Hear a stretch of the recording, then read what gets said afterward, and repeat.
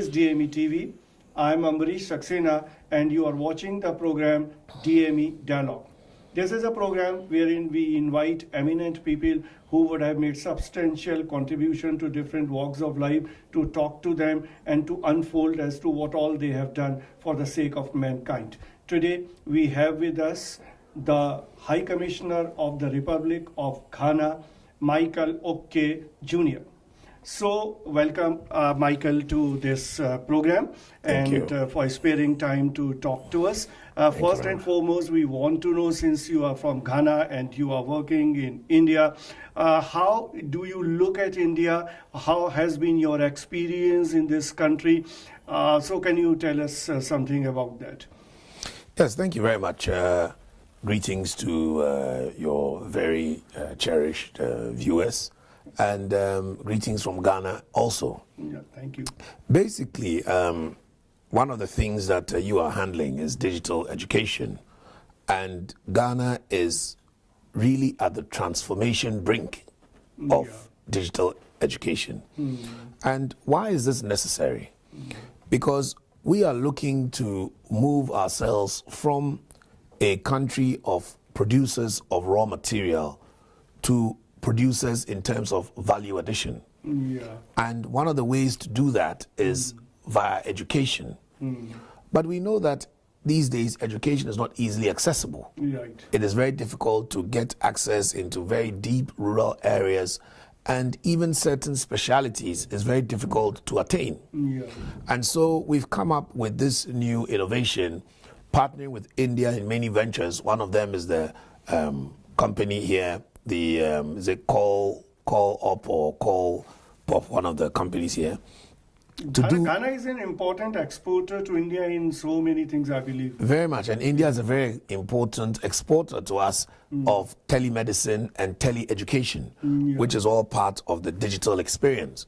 So, first of all, we want to get access to special people who have got specialities or specializations in certain areas that we may not have those expertise on the ground. So that through digitization, we will be able to attain those skills in Ghana.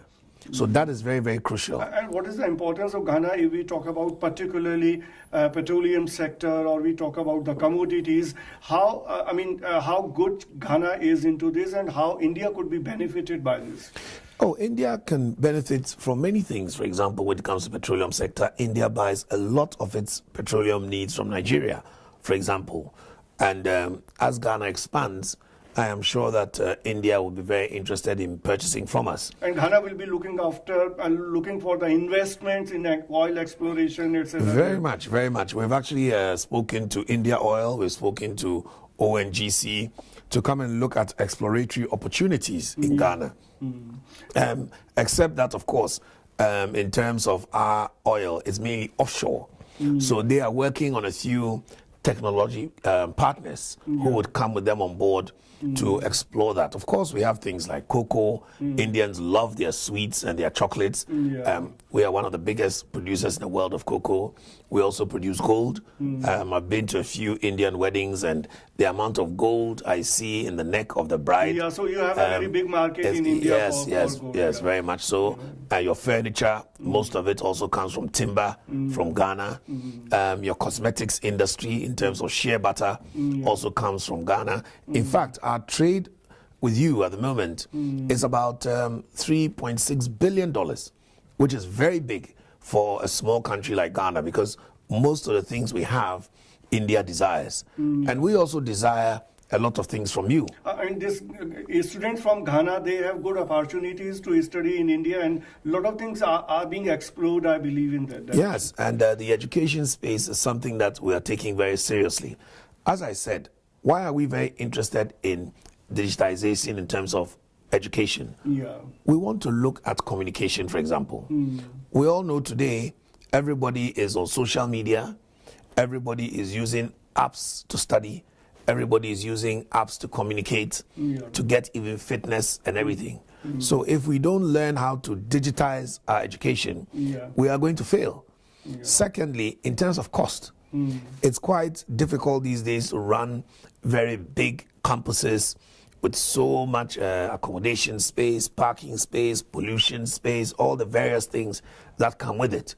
And so when you are able to give a digital sort of education, you can still spread the various campuses so that the education goes to the person instead of the person coming to the education. Yeah, so what kind of infrastructure, education infrastructure you have built in Ghana, particularly, I mean, digital, keeping this digital aspect in mind, and whether you are able to cater to your own students or they are mostly going outside for their higher education and specialized education? No, Ghana has some of the best universities in the world. Ghana's education is well renowned. In fact, we have Ghanaian professors all over the world, including even space, NASA, and all of that. Okay. Of course, some students also go abroad to study because we want to open up. Just like in India, you have a very good education here, but a lot of your students go to Harvard and Oxford and so on to study as well. So that is exactly the same position that is in Ghana. We have also as our major language English. As you can see, I'm sitting here speaking English with you very well. In Ghana, taxi drivers, market women, they can all communicate in very good English. So it is a place where if an Indian were to come, whether it's for trade, whether it's for tourism, whether it's for investment, whether it's for whatever thing that they want to explore, it's something that you would find very comfortable. And a lot of Indians, because of the good education in Ghana, even when they work in the neighboring countries, they keep their wives and their children in school. The children are in school in Ghana, the wives are living in Ghana, and then they travel to the other African countries. So if we talk about business and trade, how much Ghana is looking towards India and the Asian countries, and to what extent towards Europe and the US, since you have experience of working in the UK, in the USA also. So looking from that perspective, what can you tell us about that? Well, I must say that what we have noticed, and it's something we are working on, is that finance is cheaper from India than from, for example, Europe. If you look at even the duration of payment, Europe will give us about 12 years, India will give us 25 years. When it comes to, for example, moratorium, India will give us maybe 10, 15 years, Europe will give us 6 years. When it comes to processing fee or any other kind of little fees, insurance and so on, the difference is almost 1%. Worst of all, when it comes to the interest itself, India will be doing something like maybe LIBOR plus 2 or plus 1.75, and Europe will be doing up to 8%, whilst India, the whole thing comes to less than 4%. So we are beginning to see India as partners when it comes to financing of projects, and the Indian companies have shown penchant to be able to build very good infrastructure. At the moment, we have an Indian company, Afcons, building a $400 million project. We have other Indians who are doing FDI projects of $80 million in steel plants and so on, and many, many other things which are coming on board. In fact, the president has said that he wants an aggressive economic diplomacy engagement with India, and that is what we are pursuing at the moment. There might be certain problems that you might be confronting which are not so good in India, and you find it difficult to handle those issues to make the way forward. Can you tell us some such problems that are there, and if there is a possible solution to those problems? Well, I mean, as for problems, there are problems everywhere in the world. There are problems in Ghana, there are problems, of course, in India. But since you want us to have a share of some of those experiences, I just feel that generally, India is a bit of a closed society, because this is 1.3 billion. So you may have a lot of people who have got exposure, they've traveled abroad, they're used to other people. But a huge amount of the population, I notice, they are not used to dealing so much with foreigners or strangers, people they've not really met before.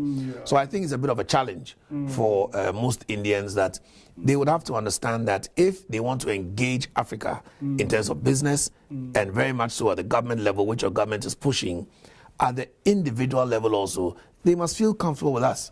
Just like we welcome Indians who come to Ghana, they must feel free to welcome us when we come here. We'll work with them very well. We will set up our businesses also here, and there's no threat from us at all. So these are some of the things that I want Indians to know, that we love them as brothers, so we want them to also share the same love back, and we have a lovely community. Yes, certainly this point is well taken. We need more assimilation. and more friendly. Yes, that is the word, gesture. assimilation. Yes, Very assimilation good. and more friendly gesture between the two countries, India and Ghana. Very much. Thank you, Michael, to talk to us.